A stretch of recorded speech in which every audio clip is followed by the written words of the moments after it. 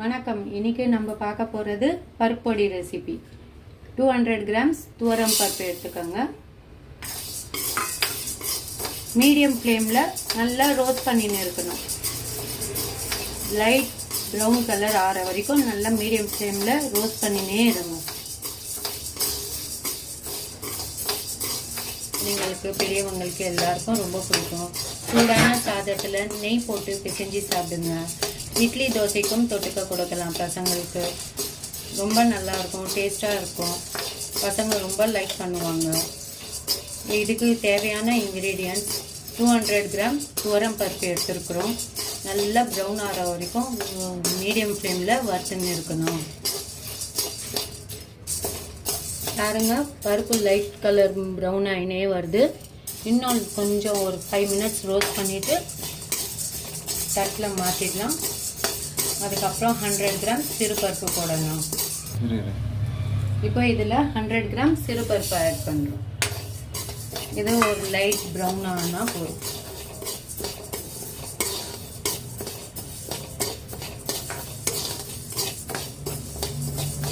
இதுவும் கைவிடாமல் மீடியம் ஃப்ளேமில் ரோஸ்ட் பண்ணினே இருங்க.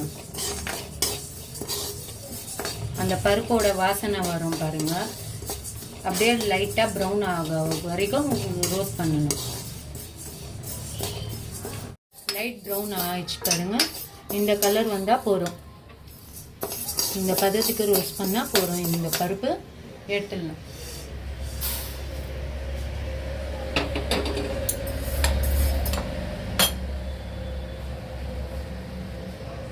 இப்போ 100 கிராம்ஸ் பொட்டுக்கடலை. இது வெறும் லைட் சூடு ஆனால் போதும். நம்ம கை வச்சா சூடு தெரிகிற அளவுக்கு இருக்கணும். அவ்வளோ.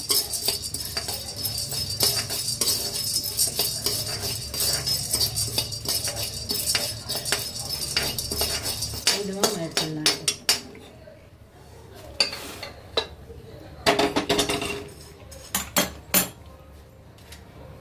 இப்போ நம்ம இதில் ஆட் பண்ண போகிறது காஷ்மீரி சில்லி.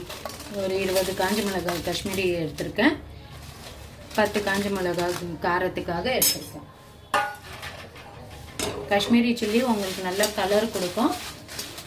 காஞ்ச மிளகாய் காரத்துக்காக உங்களுக்கு எவ்வளோ காரம் வேணுமோ அதுக்கு ஏற்ற மாதிரி நீங்கள் போட்டுக்கலாம்.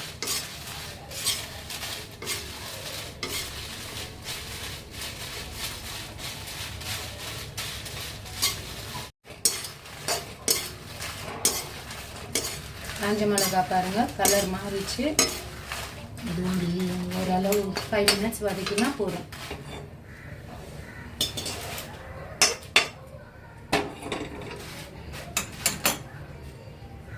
இப்போ இதில் நம்ம ஆட் பண்ண போகிறது 1 டீஸ்பூன் ஜீரகம், 1 டீஸ்பூன் மிளகு.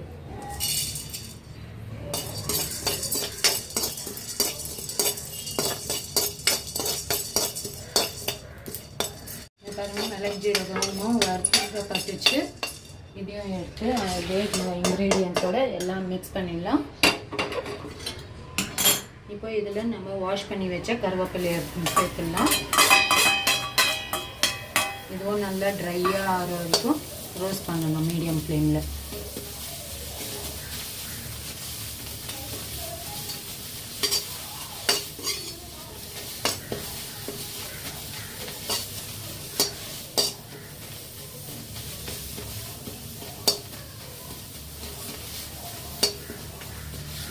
இந்த அளவுக்கு ஆனால் போதும். இதையும் எடுத்து இந்த தட்டில் வச்சிடலாம். கடாயில் இப்போ 1 ஸ்பூன் நெய் விட்டு தட்டி வச்ச ஒரு 2 குண்டு பூண்டு எடுத்துக்கோங்க.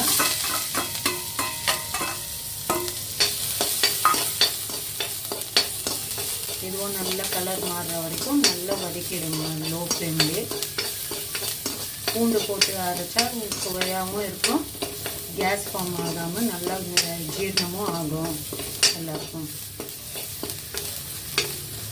ஓரளவு கலர் வந்துச்சு. கேஸ் ஆஃப் பண்ணிடலாம்.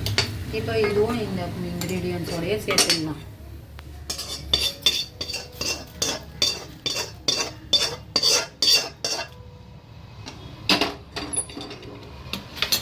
வறுத்து வச்சாச்சு. இப்போ அரைக்கும் போது இதில் 1 ஸ்பூன் உப்பு,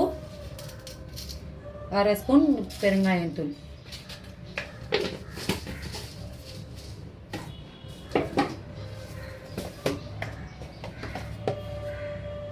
1 ஸ்பூன் உப்பு போட்டிருக்கேன். உங்களுக்கு எவ்வளோ வேணுமோ நீங்கள் டேஸ்ட்டுக்கு ஏற்ற மாதிரி நீங்கள் ஆட் பண்ணிக்கோங்க. நல்லா ஆற வச்சுட்டு மிக்சியில் நல்லா ஃபைன் பவுடர் ஆக்கிடுங்க. இது குறைன்னு அரைக்கக்கூடாது, நல்லா ஃபைன் பவுடர் ஆகணும். நல்லா ஆற வச்சு அரைச்சிடலாம். சுவையான பருப்பொடி ரெடி.